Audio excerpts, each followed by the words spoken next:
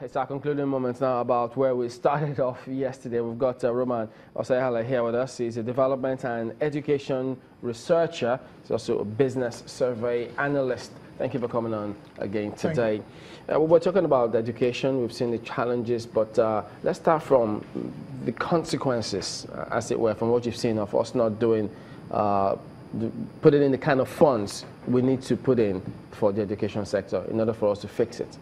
Well, just like I said yesterday, the first thing that happens when you fund education, when you put money into human capital development, right? You invest in human capital development, it actually boosts people's productivity. It boosts a lot of things. It increases people's worth, right? And that ultimately increases per capita income. But when you do not fund education, right, per capita income drops. And as per capita income drops, right, population continues to grow, people get poorer. And as they get poorer, poverty sets in. I was giving you statistics yesterday. I was giving you data yesterday, right? Let us go back to the flow chart. Now, in 1981, right, sub-Saharan population was 382 million. And Nigeria's population at that same period was 75.7 million. And then our share of extreme poverty, right, in sub-Saharan Africa was 17.6%. But as of 2011, right, with sub-Saharan Africa at 863.7 million people, Nigeria's population was 163.8. Our share of extreme poverty has gone up to 24.8%. By 2013, right, sub-Saharan Africa's population, 912 million. Nigeria's population, 172 million. But the interesting thing is this, right? The extreme poverty in sub-Saharan Africa is reducing. But at that same period in 2013, Nigeria's extreme poverty was 120.4 million, representing 32.2%. So between 1981, right, and 2013, Nigeria's extreme poverty has increased from 17.6% in sub-Saharan Africa to 32.2%. The trend you want to see here is this. GDP is growing. Yeah. Extreme poverty is growing. So what's the correlation?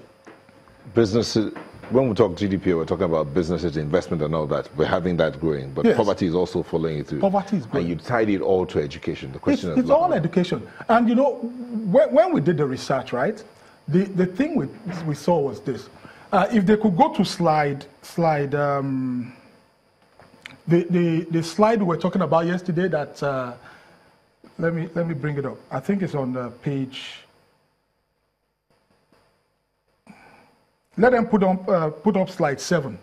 Now, if you look at all the largest economy in the world, right?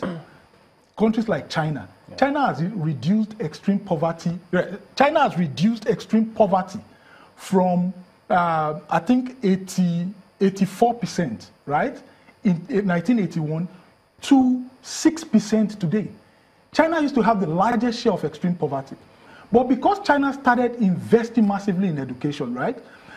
FDI, one of the things FDI look at, they look at your investment in education. Sorry if I may come here, but there are those who will argue that you can't use China to compare with Nigeria in terms of, because of the population difference. I mean, Nigeria is about 180 million, China is over 1 billion. Yeah, but you see, that's a very wrong premise. Why? Because even China should be at that massive disadvantage of about 1.4 billion people. And that's why we keep saying, develop human capital. China is using the strength of their population today. If you do not use the strength of your population, it starts to become a disadvantage. You understand? Imagine if China did not increase education expenditure. Mind you, in 1981, right, our education expenditure and that of China was almost at pair.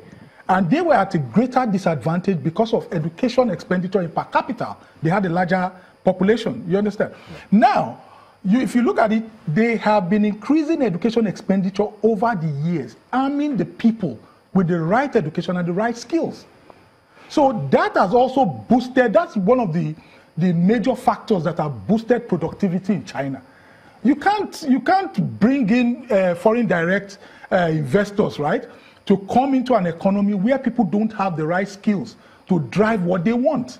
They won't come in because it's going to cost them more to train people. So these are part of the factors they look at.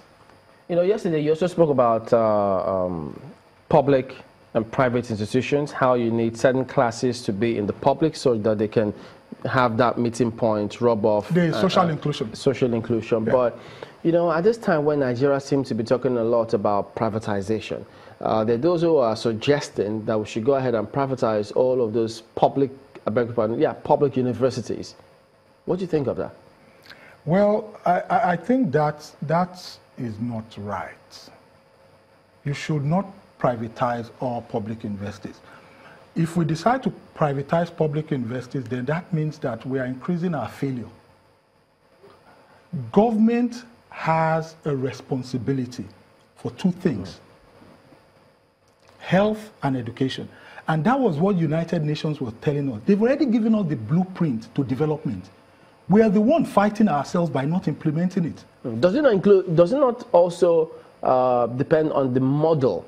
If we privatize, and because some of those schools, they have subventions in several other countries, if we do have government subvention to those schools, wouldn't it work? But it depends on to what degree or to what extent. Well, what I see here is this. No matter what you do, right? If you privatize, you are not giving everybody an equal chance. Education and health are called merit goods. And merit goods should be open to all. Merit goods should be in the reach of everybody. So if you do not give people that opportunity, you're actually harming the system, no matter how you want to drive it. The blueprint is right in front of us. We are the ones that are not implementing it. And if you refuse to implement it, don't expect growth. I'll tell you something. See, you cannot invest 10 naira, right, and expect the same return as the man that invested 1 million. It's not possible. So the society is a reflection of the investment you have put in the people. It's plain simple.